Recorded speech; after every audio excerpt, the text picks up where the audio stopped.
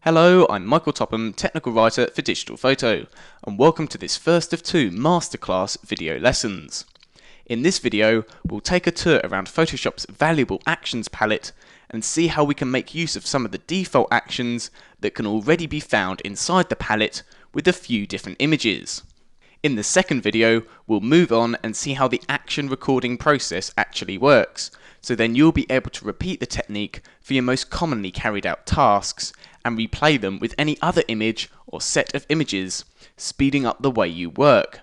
We'll also touch on action sets to see how important they are when it comes to categorizing a number of actions in the palette, but more on that a little bit later on the second masterclass video. If you haven't used actions before or are rather unfamiliar with them, a good place to start is to open up the Actions palette. So just go up to Window in the menu bar and then scroll down and you'll find Actions near the top of the list. Just make sure you've got a tick alongside Actions. If you're a little unaware of exactly what Photoshop Actions are, they're application scripts that can be used to record a series of tasks carried out in Photoshop. The actions that you record on screen can then be replayed from the Actions palette on any other image or images that you think require the same treatment. We'll see the real advantages of using actions in a moment or two when we play a couple from the default actions set. But their real purpose is to save you time in the editing stage, saving you the bother of having to repeat those laborious and time-consuming tasks each time with every image.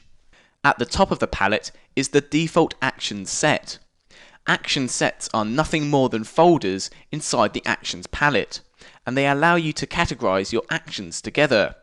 It's a bit like creating different folders for your different types of images on your external hard drive. Clicking the default actions arrow reveals the different actions inside this action set, and we can see that we've got a nice list there of different actions to choose from. Just to the left of the different actions, you can see that some have these small toggle icons selected and some of them don't. Toggling an action means that as you run an action, it will automatically prompt you to input the settings in the dialog boxes. And if you've got an action with the toggle turned off, it will automatically just run straight through the process without offering any further control. Now, the best way to see how this works is with an image. If I want to apply a sepia toned effect to this image, I can very quickly just select the sepia toning action from the Actions palette, and as we do that, we can see that the Play Selection button at the bottom of the palette is no longer hidden in grey. Hitting the Play Selection button will run the sepia toning action and apply the effect to the image in a matter of seconds. It's great to see that that sepia toned action has worked so quickly on this image, but you may have noticed that we haven't been given any further control of the main dialog settings. So I'm just going to go back in my history to my original image and then go back to my Actions palette. Moving down to the sepia toning action, I've made sure that I've got it selected, and then just moving over to the left hand side, I'm going to turn the sepia toning action toggle on. This will load up this Photoshop message. This will toggle the state of all dialogues in this action. It is not undoable. I'm just going to hit OK, and now I'm just going to go down to the bottom of the Actions palette once more and click on Play. We can see that this time it's prompting us for all the different dialog boxes in this action. So I'm just running through, hitting OK, and we're given further control should we need to adjust this image in any way when we're running the action.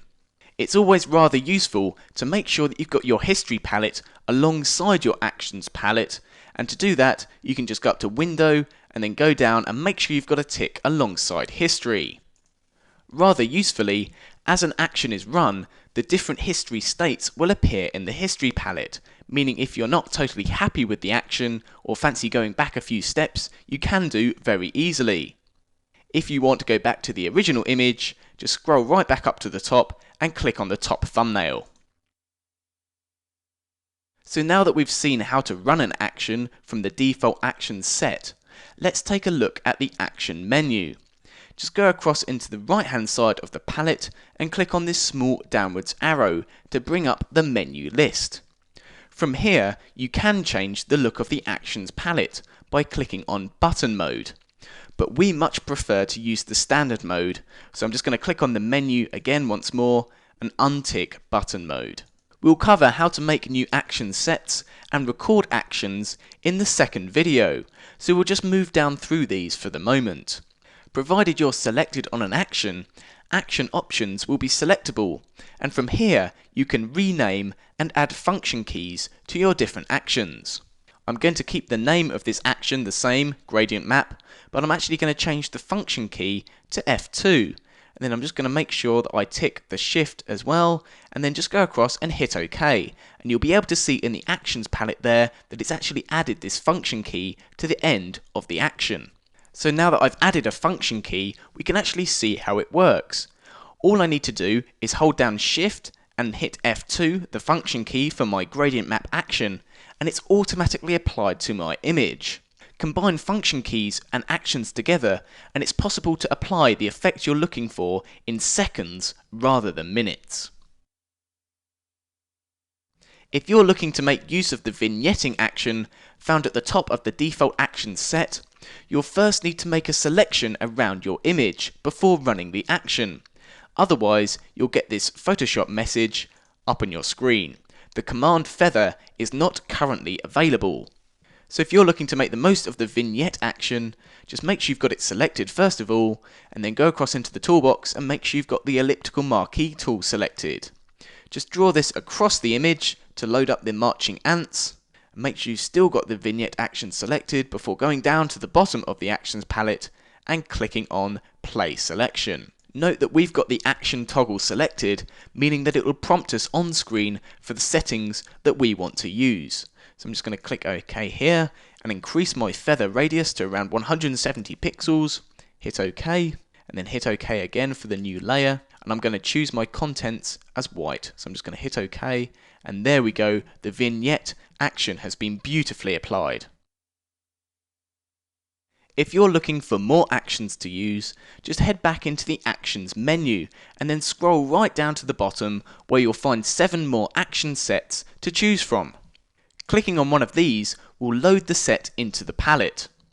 Be sure to take a look at the different image effects action set, as there's some really useful ones in here to experiment with, just like this aged look photo action. So I've selected it there from the image effects set, and I'm just going to go down to the bottom of the palette and click on play selection. And there we go, the aged photo action has been directly applied onto my image. If you decide that you don't want any of these action sets any longer in your actions palette, you can very easily remove them. So say for example I don't want my image effects any longer, I can just select that and drag that down onto the delete, and that will remove that action set for you. But you don't need to worry, because it will always be there inside your menu should you need to reselect it. So we've taken a good look at how Photoshop's actions can be applied to our images, and how they can save us much time when carrying out different Photoshop tasks. That's all for now in this part 1 actions video, but load up the second masterclass video straight away and we'll run through how we can record our actions and apply them very quickly to any of our other images. I look forward to seeing you in the next video.